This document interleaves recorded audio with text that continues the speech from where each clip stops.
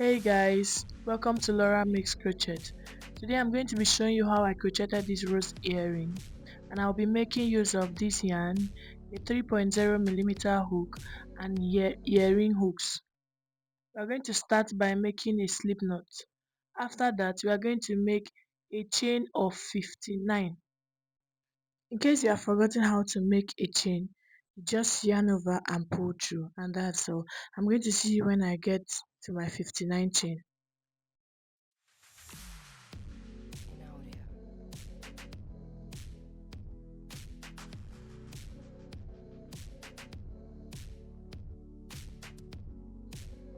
So I'm approaching the end of making 59 chains and I'm done. You're going to first skip the first chain and insert your hook in the second one and make a half double crochet. A half double crochet is just simply yarning over, inserting your hook, yarning over and pull through, and then yarning over and pull through the remaining all three loops at once. And that is what we are going to be doing for this round through. We're going to be making a half double crochet until the end of round 2. I'm done with making my half double crochets. I'm going to chain 5. 1, 2, 3, 4, 5. Turn my work and yarn over and insert my hook on that last. We're not going to skip. We are going to insert my hook on the last chain and the last stitch I just did, the last one. After that, I'm going to skip 2 stitches and insert my hook again on the in the third stitch. So and make a double crochet. After that, I'm going to chain 3, insert my yarn over, insert my hook in that same stitch that I just finished making a double crochet, and then make another double crochet, and it's going to give me a V shape. So we are going to continue with the pattern. You skip 2, insert your hook on the third one, make a double crochet, chain 3, yarn over, insert your hook in the same stitch that you made your double crochet, and that's how we are going to be making the V, and we are going to continue repeating this pattern until we get to the end of this round 3.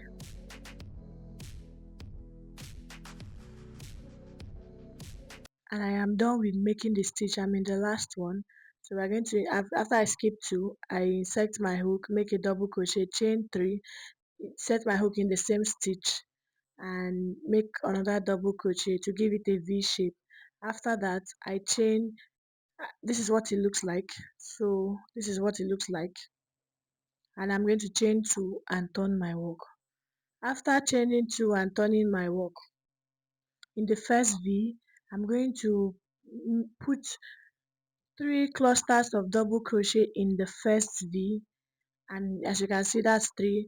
Then the space in between the first V and the next one, I'm going to make a slip stitch and chain 1. And then for the second V, I'm going to be making 4 clusters of double crochet in the second V. And then when the space between the second V and the third one, I'm now going to make a slip stitch. And I'm done with making my 4 clusters of double crochet, and then with the space between, I'm making a slip stitch, and then I will chain 1. This is it. So we are entering the third V. In the third V, we are going to be making 5 clusters of double crochet inside the third V. We're going to be making 5 clusters of double crochet. We're going to make 5 double crochet inside the third V. And when I'm done, as you can see, it's already, that's 1, 2, 3, 4, 5. My 5 clusters are done. I'm going to slip stitch inside the space between. I'm going to slip stitch the space between the two V's.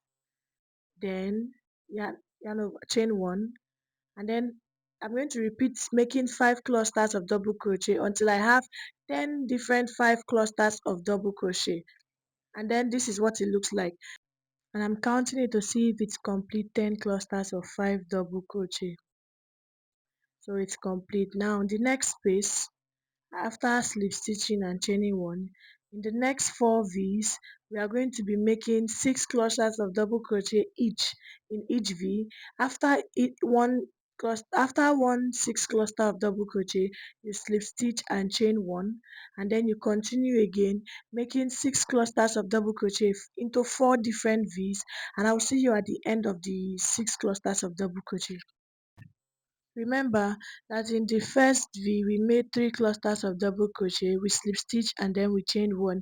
In the second V we made 4 clusters of double crochet, we slip stitch and then we chained 1. In the third V to the 13th V we made 5 clusters of double crochet each, slip stitching 1 and chaining 1, and then from the 14th V to the 17th V we are making 6 clusters of double crochet, and that's what I'm presently doing. And this is the end of after making my 6 clusters of double crochet. So we are going to have 4 V's remaining, and in the remaining 4 V's we are going to be making 7 clusters of double crochet each in each V. After each 7 cluster of double crochet we are going to slip stitch and chain 1, and then make another 7 cluster of double crochet until we get to the end of the 7 clusters of double crochet. So we're going to make 7 clusters of double crochet inside one V. We're going to slip stitch, as you can see, 1 2 3 4 5 6 7, slip stitch, chain 1, make another 7 clusters of double crochet in the remaining 3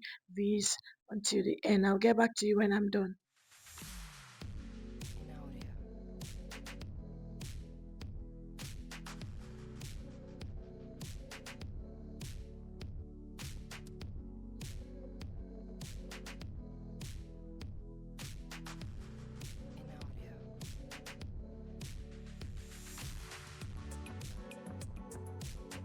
So I'm in my last V, where I'm going to be making my 7 clusters of double crochet inside the V.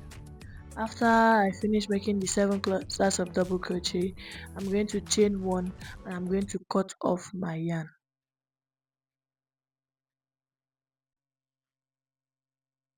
This is the final look. We are going to repeat the same pattern to get the second one. And here I've completed my second rows. So you start folding from where you made your 3 clusters of double crochet, and you just continue wrapping it round and wrapping it round until you reach the end, and that's how it forms the rows. Anyhow you like it, you just start from the smallest so that the small side can be inside. And then to make it strong, we are going to sew it together. To make it strong and firm, we are going to stitch it together. So you can use your darning needle, but me, I use a normal tailoring needle to stitch it together. Stitch it and make sure it's firm so that it doesn't fall out.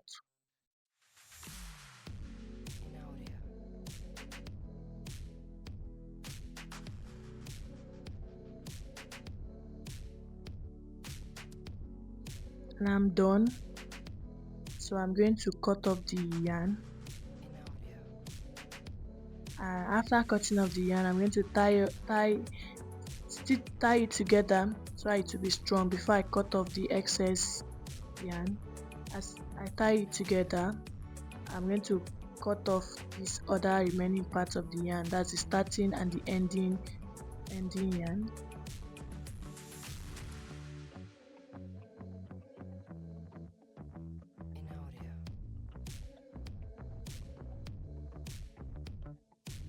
After that, personally I used fire to wrap it round to give it a hardened texture.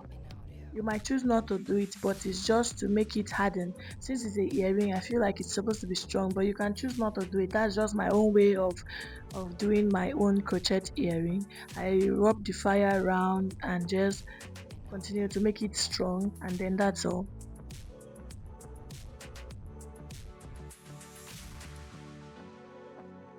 We're going to repeat the same thing for the second pair of the crochet earring, and this is the finishing look. Next, we are going to attach the earring hook.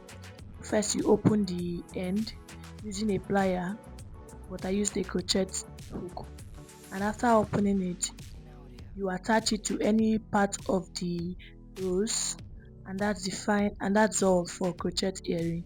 Don't forget to subscribe to this channel and comment on what you like to see me make next. Beautiful crochet earring ready to wear anytime.